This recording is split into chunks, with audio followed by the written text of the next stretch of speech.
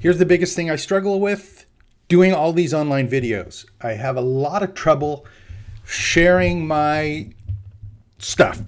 I watch, I don't know if you've been over the last 60 days, 60 or 90 days, I've been doing pretty close to a video a day, at least during the weekdays, not always on the weekends, but at least during the weekdays. And in fact, today, I think this is my second live video, and I absolutely love doing them, and I'm having a blast, a lot of fun doing them. And I'm going to share with you the biggest struggle that I had doing all of this stuff online for ages, and I think I know why. After watching after watching a video this morning from the founder of Patreon, which is a platform for content creators. I watched a really cool, I'm going to put the link below. I watched a really, really cool video that he did at, I think it was South by Southwest.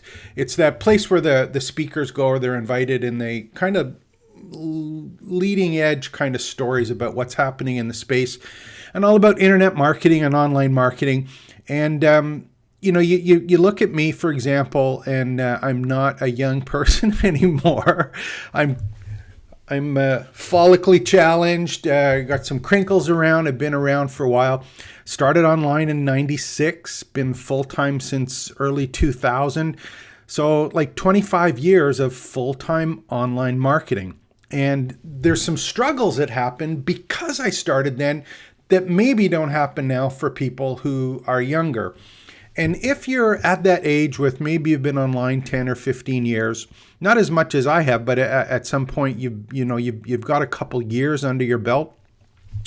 I don't know if it's true for you, but I'm going to tell you how come I'm struggling and what I'm working really hard at doing to get over it, especially when it comes to building businesses online. And you have to step back a little bit to kind of put this in perspective, or think about maybe why it was this way for me. When I first started, the whole thing when you were selling stuff online was to protect it. You tried to hide everything. You didn't give away any valuable information. What you did is you had what were called sales pages at the time. And it was like, you maybe had a blog when you were first starting, but it was about selling stuff online with a sales page, and you had some kind of paywall or some way to stop people from accessing your content. And, you know, the stuff that we protected at that time when we first started were pages. It was pages of content. We would have separate pages that, you know, you would have to be logged in to see. And you didn't pay, you didn't get to see it. So we protected everything. And it was really, really important to us as creators at that time, and especially online salespeople, is you tried to make sure that it was as protected as possible.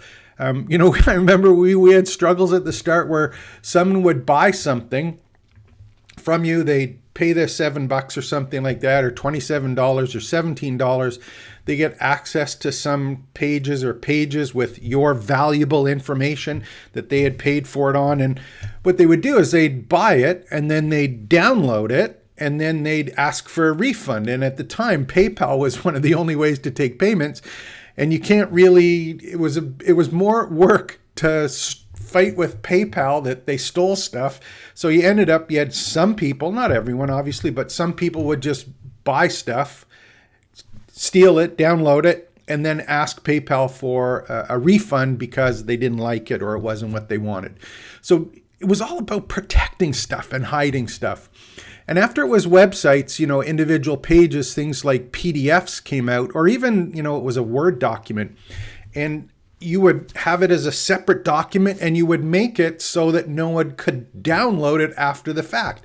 Or you did it so that there was ways to track who was getting it, because sometimes someone downloaded it and then they put it and sold it on their site.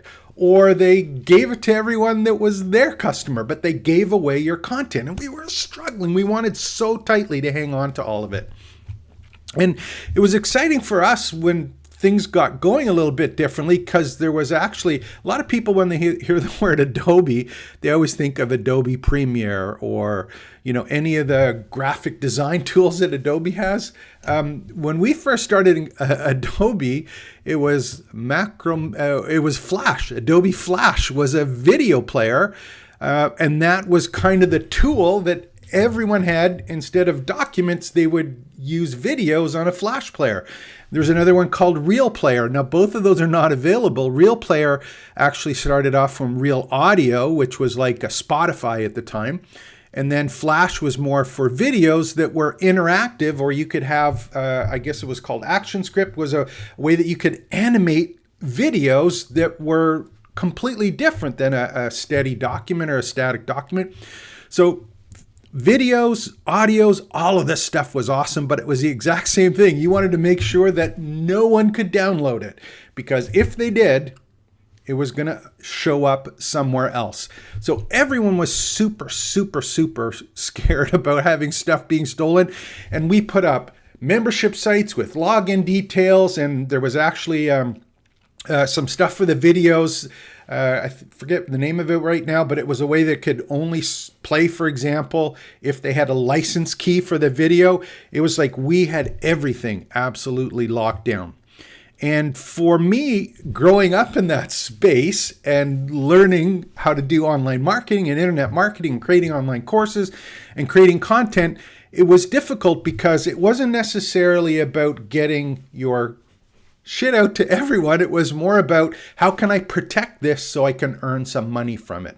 And for people, I think, that are a little bit older or have been marketing a while, to see everyone giving away content, there's like a little bit that holds you back about wanting not to give stuff to people. And after seeing that talk today from, I think his last name is Conte, Jack Conte, Conte, and I'll put the links below to this, but he did this South by Southwest talk, and he was talking about death of the follower and future of creativity on the web. And here's an example of, I just mentioned someone else's video, right? Here's an example of a struggle for me as a marketer as we move forward here, is that when we were starting out, and still I struggle with it now, is if there was someone else in our space, in our same market as us, we wouldn't want them to know what we're doing, and we'd kind of keep it from them, and we wouldn't mention them. We wanted to make sure that no one else knew about them. We wanted to keep everything for ourselves, everything close to the vest. If someone was doing something a little bit different, we didn't want them to know what we were doing and steal what we were doing and start doing it. It's hard telling people to say, hey, go watch this video from Jack Conte. Go watch this video from someone else who's a competitor of mine. They're doing something a little bit differently. That part, it's like you hang on to it tight, and it's really, really hard to let go of that. But Jack Conte, he's with Patreon, and he was telling the story about how he kind of got into Patreon and how he started when he and his girlfriend, now his wife, but they were talking about how he started as a musician and just being really passionate about the music that he was creating, and going through that whole process of getting subscribers or having people, the goal was to get subscribers, right? The goal was to have YouTube subscribers, to have iTunes subscribers, to have people get notified as soon as you publish something. So it was kind of a closed loop with people. And he then talked about the fact that the social media companies, like YouTube, like Facebook, like Instagram, all of these things were about us as creators and him as a creator trying to do stuff to game the system or make sure that you could still get in front of people as subscribers, because the business was about getting subscribers, not about creating your content and being passionate about the content. Now, if you haven't watched this video, it's a 45-minute video. It just came out 12 days ago. It is an absolute gift to people who are content creators and course creators.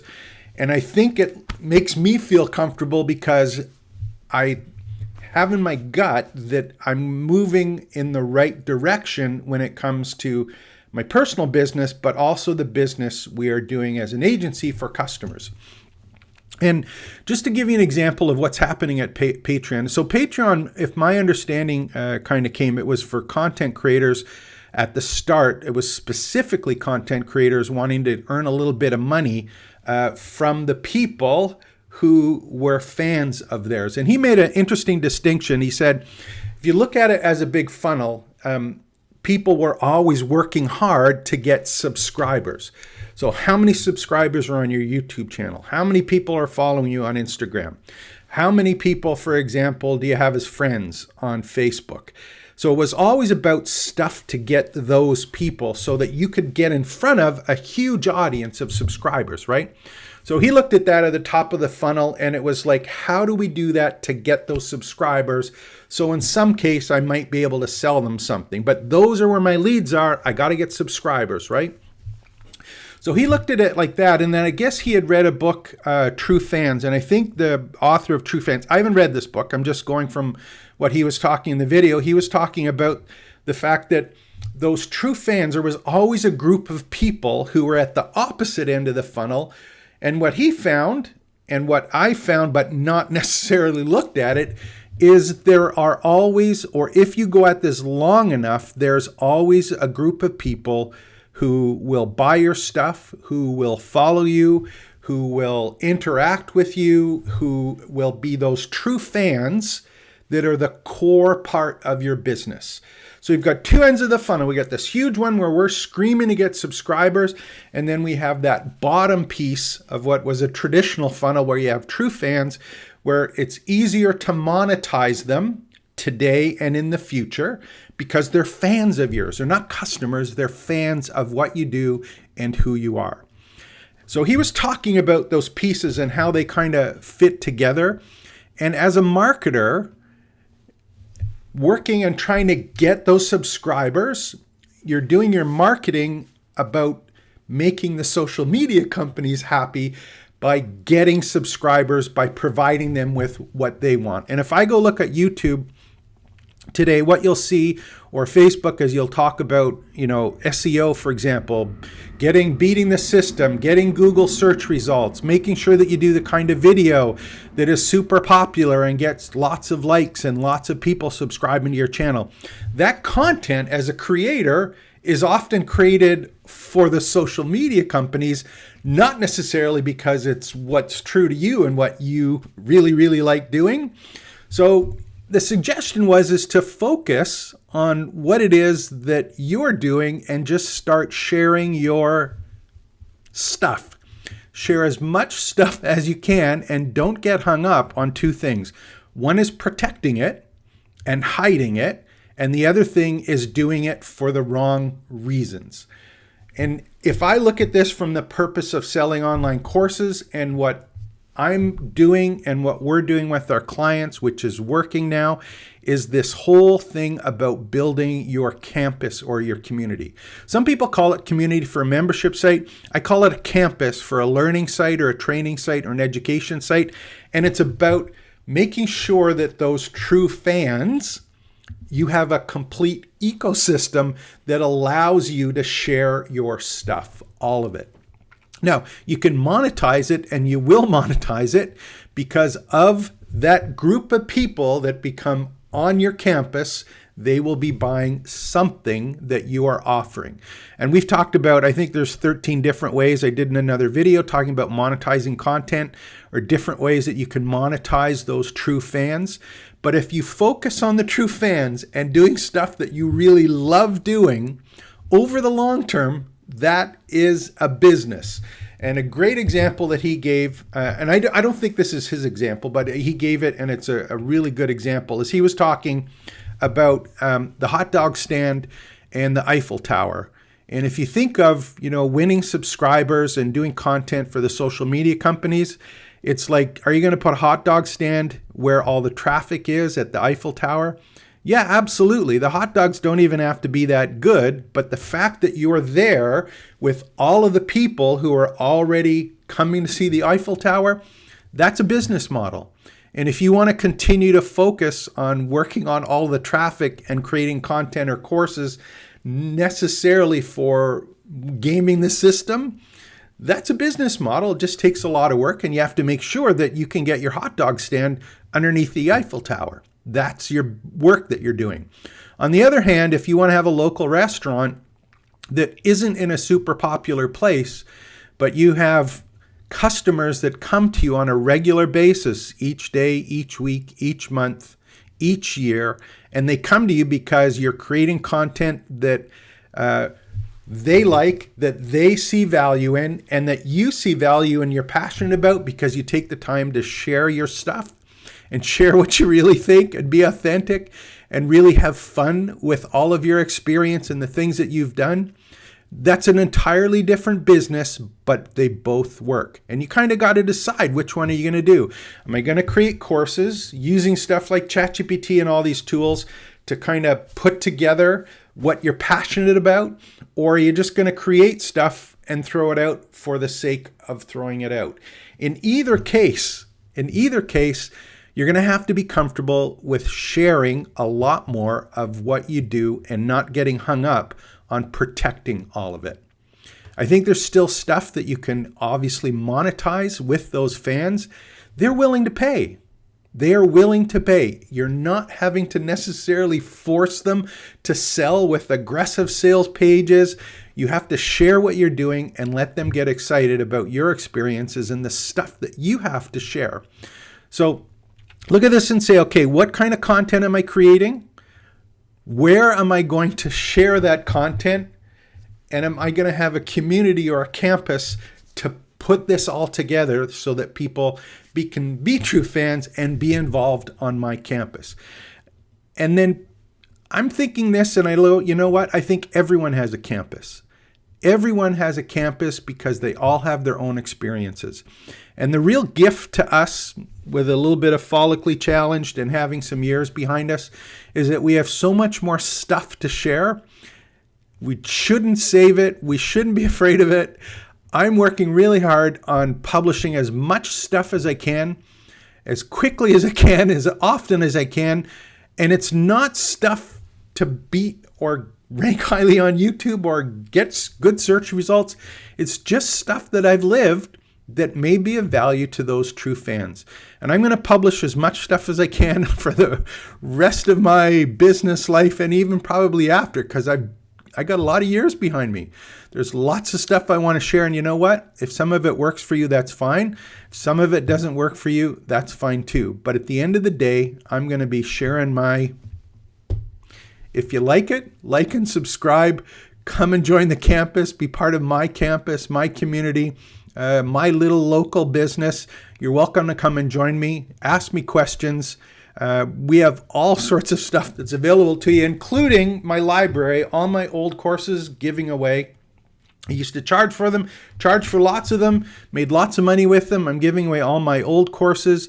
I'm going to be here to answer questions. It's just about sharing the experience. And yes, there is some places where you can spend some money, and I would love you to do that. But at the end of the day, it's just about sharing your stuff. Don't be afraid to do it, especially if you are right now. Share your stuff and yourself. There's great value in it. Hope you enjoyed this little rant. This is James Maduch speaking from trainingsites.io. I do these regularly. Try and do it once a day, sometimes twice a day. They're all live. They're just here for you. Take care. Like and subscribe, all that good stuff, and expect the best.